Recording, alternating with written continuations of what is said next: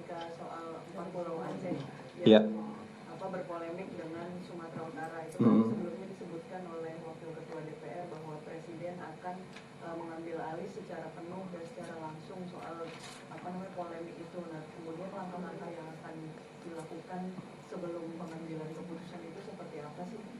Ya, baik. Mungkin biar semuanya juga clear, teman-teman semua, kalau dalam konsep negara kita, yang punya kedaulatan atas wilayah itu adalah pemerintah pusat, Negara Kesatuan Republik Indonesia. Pemerintah daerah itu punya wilayah administrasi, itu artinya wilayah yang mereka urus, termasuk juga soal pulau-pulau. Jadi pulau ini diurus oleh pemerintah daerah yang mana, itu yang diatur oleh pemerintah. Jadi kita tidak bicara soal kedaulatan, karena kedaulatan itu milik Negara Kesatuan Republik Indonesia. Nah, wilayah administrasi ini tentu ada pemberian nama, ada batas-batas wilayah, ya, termasuk juga pulau-pulau. Ini masuk wilayah administrasi mana? Jadi artinya gini, kalau pulau itu masuk wilayah administrasi daerah A, maka daerah A lah yang berkewajiban mengurus daerah pulau itu. Kalau daerah pulau itu termasuk wilayah daerah B, maka daerah B lah yang punya kewajiban mengurus pulau tersebut. Karena ini bahasanya kita sama kita, gitu. Kan kita tidak bersengketa dengan pihak luar, dengan negara lain, tapi ini kira-kira ada aspirasi-aspirasi yang berbeda antara beberapa dua daerah di dalam Negara Kesatuan Republik Indonesia tentang pulau-pulau tertentu. Nah, ini tentu saja sesuai dengan aturan main yang ada di negara kita, maka ini diambil alih oleh pemerintah pusat. Dalam hal ini Presiden mengambil alih ini langsung dan dijanjikan secepatnya akan diselesaikan. Ini harusnya tidak sulit untuk diselesaikan, bisa diselesaikan dengan cara dingin, dengan kepala yang dingin, dengan cara yang baik-baik, karena kita berdialog, kita berdiskusi sebagai sesama anak bangsa. Jadi tentu Presiden akan segera mengambil keputusan secepatnya dan dengan mempertimbangkan aspirasi-aspirasi maupun proses historis, proses administrasi yang sudah dijalankan selama ini. Jadi kita tunggu saja. Secepatnya Presiden akan mengambil keputusan. Tidak tertutup kemungkinan untuk itu. Jadi karena akan mempertimbangkan berbagai macam hal, jadi tidak tertutup kemungkinan untuk itu. Oke, nanti akan dilanjut ya pertanyaannya. Terima kasih Mbak Nia. Berikutnya ada pertanyaan selanjutnya. Oke. Silakan kehadiran Presiden Prabowo di dalam KTT G7 Kanada itu dipertanyakan karena akan cenderung ke blok Putin, itu bagaimana sikap sana Pak? Jadi apa pertanyaannya, diulang lagi? Ketidakhadiran Presiden Prabowo di KTT G7. G7. Itu kan berbarengan juga dengan saat ini Presiden mau menghadiri blok di jadi apakah iya. akan dituding Siapa yang menuding? blok Putin? Gini, Presiden mendapatkan banyak sekali kehormatan dengan diundang ke dalam berbagai forum di dunia. Nah, undangan-undangan ini ada yang waktunya pas, ada yang waktunya itu agak bentrok, hampir bersamaan, dengan jarak yang lumayan jauh. Itu titik-titiknya kan lumayan jauh tuh. Ada yang di Kanada, ada yang di Singapura, ada yang di Saint Petersburg. Nah, pemerintah kita tentu menghargai undangan-undangan ini karena ini sebuah kehormatan terhadap pemerintah Indonesia, sekaligus juga menunjukkan betapa pentingnya Indonesia di dalam kancah global. Kalau dalam KTT G7 itu kan nggak banyak negara yang diundang. Mungkin hanya 4 atau 5 negara selain anggota G7 yang diundang ke forum tersebut. Undangan lain juga seperti itu. Nah, undangan dari pemerintah Rusia untuk menghadiri Saint Petersburg International Economic Forum mungkin sudah dari beberapa bulan yang lalu. Mungkin sudah dari bulan Maret atau April dan sudah dipersiapkan lama. Presiden juga akan berpidato di sana. Waktunya bentrok, waktunya beririsan dengan waktu pelaksanaan G7 Summit di Kanada. Sementara undangan dari pemerintah Kanada itu baru awal Juni kemarin, ya. Dalam waktu yang juga hampir bersamaan, kita sudah dijadwalkan menghadiri, Presiden sudah dijadwalkan menghadiri annual retreat di Singapura. Dan dalam kunjungan ini juga mungkin akan menghasilkan lebih dari 10 kerjasama yang sangat strategis juga buat bangsa kita. Jadi di antara pilihan-pilihan ini, kemudian pemerintah lebih mendahulukan komitmen-komitmen yang memang sudah dibuat di awal. Karena komitmen dengan Rusia sudah dibuat jauh-jauh hari, komitmen dengan pemerintah Singapura juga sudah dibuat. Ini kan jadwal tahunan dan juga sudah dipersiapkan lama. Mungkin yang perlu ditekankan dari pertanyaan tadi, kita ini kan politik luar negerinya bebas aktif. Jadi tidak condong ke blok manapun. Kita tidak melihat dunia hitam putih. Jadi spekulasi-spekulasi semacam tadi, kayak cenderung ke blok ini, itu tidak ada. Karena kita mendukung semuanya, kita akan bergabung dengan berbagai forum, dengan berbagai klub di dunia, berdasarkan kepentingan nasional kita. Bukan berdasarkan hubungan baik atau hubungan buruk negara-negara lain. Jadi kalau kita bergabung dengan BRICS misalnya, bukan berarti kita lebih condong ke salah satu blok. Karena dalam waktu yang bersamaan, kita baru saja awal Juni ini juga baru saja menyelesaikan satu step penting, satu milestone penting dalam proses keanggotaan kita menjadi calon anggota OECD. Kalau OECD kan ada Amerika, ada negara-negara Eropa di sana. Nah, di saat yang bersamaan kita menjadi anggota BRICS dan di saat yang bersamaan kita juga dalam proses menjadi anggota OECD. Jadi nggak condong kemanapun. Kita akan bergabung dengan klub yang, kalau klub-klub internasional itu, ya, klub-klub multilateral itu memberikan keuntungan strategis kepada bangsa kita, kita akan join. Kalau tidak memberikan keuntungan strategis kepada kita, ya kita mungkin tidak akan join. Kita kan juga aktif dalam G20. G7 ini kan bagian dari G20 dan kita aktif. Kita juga aktif di dalam APEC. Di APEC itu ada Cina, ada RRC, ada Amerika Serikat. Jadi kita sama sekali dalam pendirian politik kita yang bebas aktif tidak akan condong ke salah satu blok. Kita akan bergabung ke blok ekonomi. Ingat, blok ekonomi. Kita nggak akan masuk ke dalam blok militer, blok pertahanan. Kita masuk dalam blok ekonomi selama itu menguntungkan buat bangsa kita. Jadi kira-kira itu. Jadi spekulasi kayak tadi harusnya ya kita taruh jauh-jauh lah dari pendirian politik luar negeri negara kita. Silakan maju. Nanti ya, lanjut dulu supaya lebih terbuka.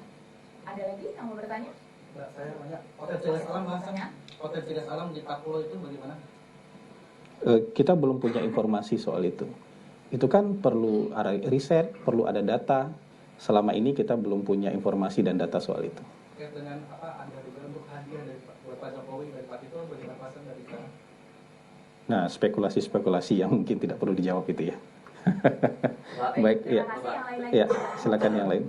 Mau Ya. follow up soal yang tadi 4 pulau itu, mau menegaskan saja intinya berarti presiden setelah nanti mengambil alih masalah 4 pulau itu, apakah nanti akan mengeluarkan output berupa impreskah, kepreskah sebatas imbauan atau gimana bentuknya? Yang jelas keputusan presiden nanti harus diterima oleh semua pihak. Ya, bentuknya tentu dalam peraturan yang mengikat soal batas wilayah. Jadi bukan impres, bukan perpres, tapi peraturan yang mengikat soal batas wilayah. Gitu. Ya. Tadi Mas sudah ya? Terkait posisi Indonesia melihat perang antara Iran dan Israel saat ini seperti apa, Pak? Gini, teman-teman. Pemerintah kita tidak pernah geser ya. Jadi setiap ada konflik, setiap ada perang, pemerintah kita selalu menyerukan 3 hal dan tidak pernah berubah sampai saat ini. Presiden Prabowo selalu menyerukan 3 hal. Pertama, pemerintah kita mengecam segala bentuk agresi, penyerangan ya terhadap negara lain. Yang kedua, Presiden Prabowo selalu mendorong terciptanya deeskalasi konflik atau sesegera mungkin melaksanakan gencatan senjata. Yang ketiga, pemerintah melalui Presiden Prabowo itu selalu menyerukan penyelesaian konflik melalui jalur diplomasi dan hukum internasional. Jadi dimanapun terjadi konflik, dimanapun terjadi agresi militer, dimanapun terjadi invasi, maka pemerintah kita secara konsisten menyerukan 3 hal ini. Saya ulangi, pertama mengecam terjadinya penyerangan, ya. Yang kedua mendorong deeskalasi dan gencatan senjata sesegera mungkin.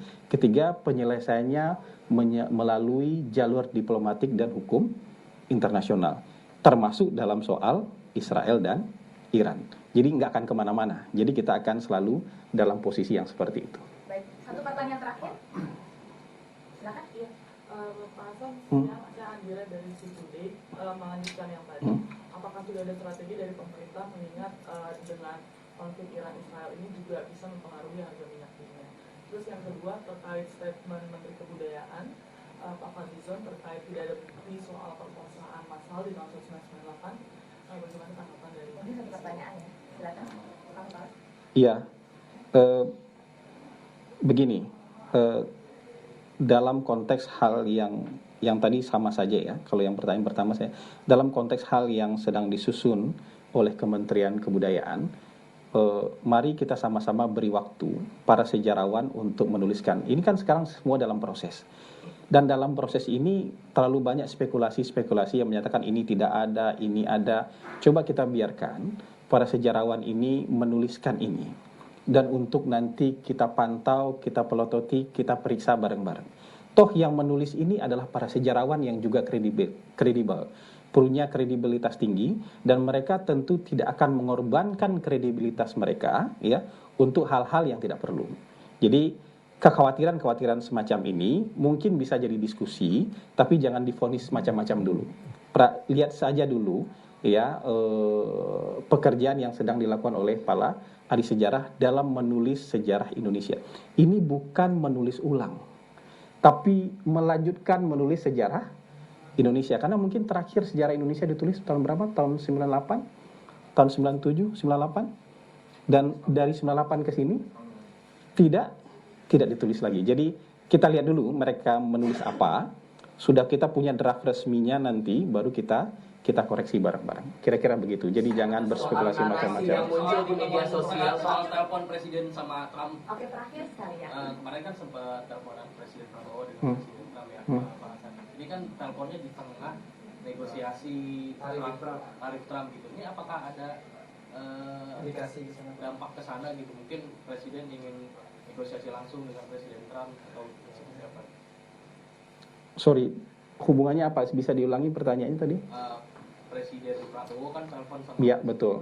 Ini di tengah negosiasi tarif yang tarif impor sama Amerika gitu. Yang jelas seperti yang sudah diunggah oleh Sekretaris Kabinet bahwa telepon antara Presiden kita Bapak Prabowo Subianto dengan Presiden Trump lebih banyak bicara konteks internasional, termasuk juga menekankan perlunya sesegera mungkin menciptakan stabilitas dan perdamaian dunia. Saya belum punya informasi soal yang tadi Anda tanyakan. Baik, terima kasih teman-teman.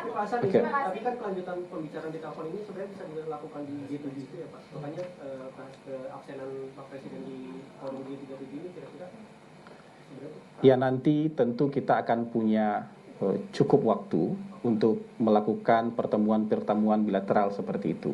Jadi mungkin ada kesempatan di forum ini, tapi kemudian di lain waktu juga kita akan punya kesempatan untuk melaksanakan pertemuan-pertemuan bilateral untuk membicarakan hal-hal yang lebih spesifik. Mungkin kayak gitu ya. Bapak, soal citra negatif ini sudah muncul narasinya Pak, gara-gara pernyataan Pak Fadlizon ini Pak. Apakah kemudian ini jadi atensi dari Presiden soal pernyataan Pak Fadlizon yang dianggap lupa pada sejarah soal fakta pemerkosaan 98 itu yang sudah masuk dalam laporan TGPF itu Pak? Saya belum punya informasi soal yang Anda tanyakan itu, tapi yang penting sekarang orang yang sedang bekerja menulis sejarah itu adalah para sejarawan. Ya. Dan para sejarawan ini akan menjaga kredibilitas mereka di mata semua orang. Ya. Kalau ada kritik dan masukan, silahkan. Tapi kalau misalnya pergunjingan di media sosial, ya, citra-citra negatif yang seperti yang Anda sebutkan, apalagi dari orang-orang yang mungkin kalau dia mengerti sejarah, silakan berdialog dengan para ahli sejarah. Tapi kalau bukan sejarawan, ya mungkin kita baca sebagai semacam bacaan-bacaan aja ya, bacaan-bacaan aja di media sosial. Jadi yang ingin kita sampaikan kepada teman-teman adalah berikan waktu kepada orang-orang yang juga punya kredibilitas ini untuk melakukan pekerjaan sesuai dengan profesionalitas mereka. Mereka kan profesi, ahli sejarah ini juga profesi. Kalau ada baik dan buruk, ya, ada pro kontra, ada setuju nggak setuju, silakan disampaikan. Tapi juga oleh orang-orang yang punya otoritas, bukan berdasarkan hanya sekedar pegunjingan di media sosial. Kira-kira gitu harapannya. Terima kasih teman-teman. Ya, sampai ketemu lagi. Terima kasih. Assalamualaikum warahmatullahi wabarakatuh. Ya. Thank you ya. Terima kasih ya rekan-rekan.